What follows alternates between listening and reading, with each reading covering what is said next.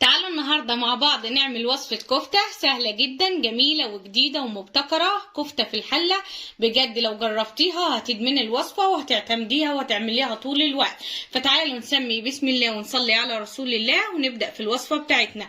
طبعا عشان نعمل الوصفة بتاعتنا عندي هنا ربع كيلو من اللحمة المفرومة، وعندي هنا معلقة كبيرة من الدهنة او حتة دهنة ليا ضاني بشرتها على المبشرة بالطريقة اللي انتوا شايفينها دي. هاجي هنا في فولة هبدأ انزل باللحمة والدهن او اللية.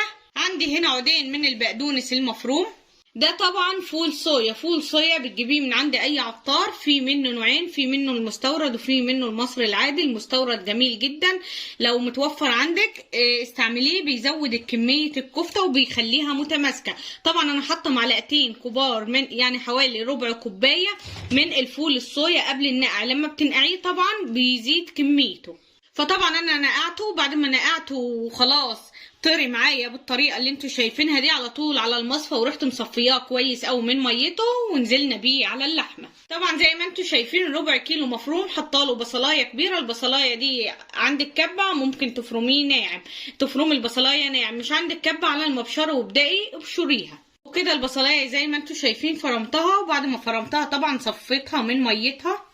عندي هنا نص ليمونه، طبعا الليمون بيشيل اي زفاره في اللحمه.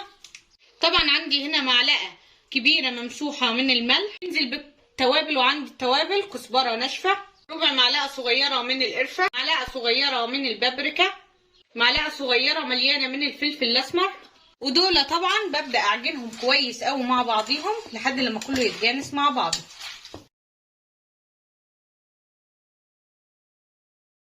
زي ما انتوا شايفين بصوا عجنتها كويس قوي لحد لما كله اتجانس مع بعضه. بنيجي كده نبدأ نفتحها بالمعلقة زي ما انتوا شايفين، وبأي طبق صغير عندك. اهم حاجة تبقى عملتي هنا فتحات كده في الكفتة.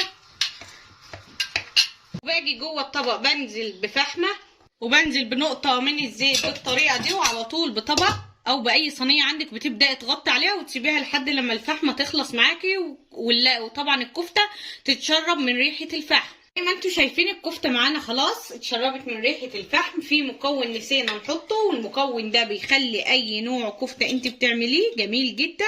ربع معلقه صغيره من النعناع المفروم. بجد النعناع في اي وصفه كفته بيوديها في مكان تاني.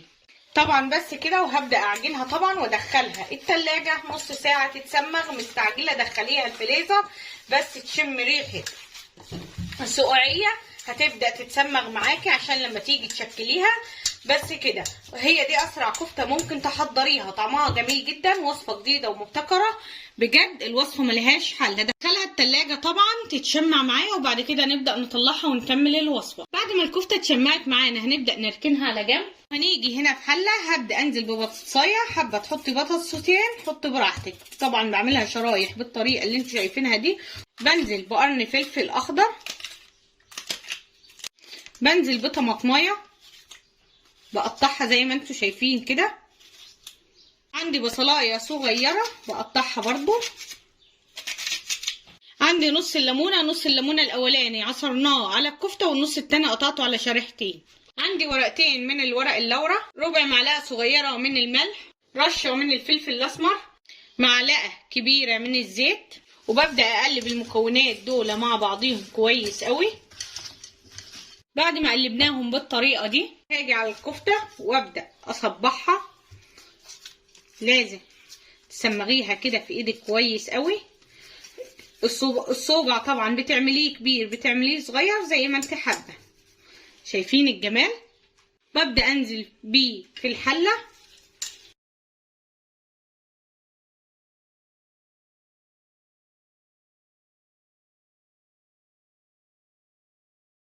طبعا الكفته بالطريقه دي ممكن تصبعيها وترصيها في اطباق، وبينهم لو هتعملي كميه حطي بينهم فاصل اكياس بلاستيك ودخليها الفريزر. وقت ما تحبي تستعمليها تسويها طلعيها واعملي ارضيه الحله بطاطس وطماطم وفلفل وبصل بالطريقه دي زي ما عملتها. وابداي انزلي بالكفته عليها وارفعيها على طول على البوتاجاز. هنسوي الكفته بتاعتنا على البوتاجاز وهتطلع جميله جدا معانا.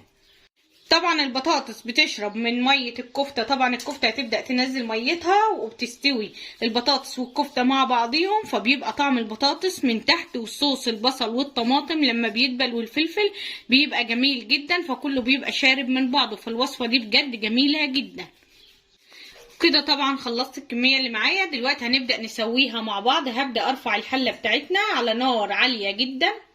سامعين الصوت وشايفين الشكشكة والغليان من تحت. في المرحلة دي اول ما بيغلي معاكي على نار عالية بالطريقة دي بتهدي النار على الاخر وتغطي عليها. في المرحلة دي بتبدأ الخضار اللي انت حطاه، البطاطس والكفتة، ينزلوا المية اللي فيهم ويبدأوا يستووا في نفس المية اللي هم نزلوها.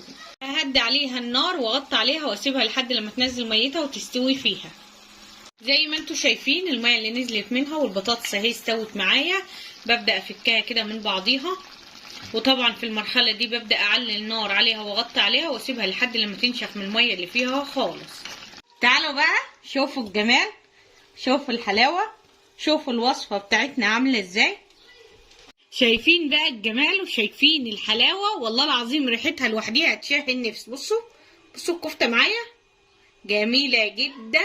بصوا مستوية حلوة قوي. شايفين عاملة ازاي، حاجة تشهي النفس على الاكل. البطاطس معاها دايبة وجميلة جدا، بصوا بتتكسر على طول. فاتمنى بجد تكون وصفتي الى النهاردة عجبتكم. لو عجبتكم الوصفة لايك وشير للفيديو. لو لسه بتشوفوا قناتي لأول مرة، قناة وصفة مع سمر، اتمنى بجد تشتركوا في القناة وتفعلوا زر الجرس للكل عشان كل ما انزل فيديو يوصل لكم. واهم من كل شيء صلوا على رسول الله.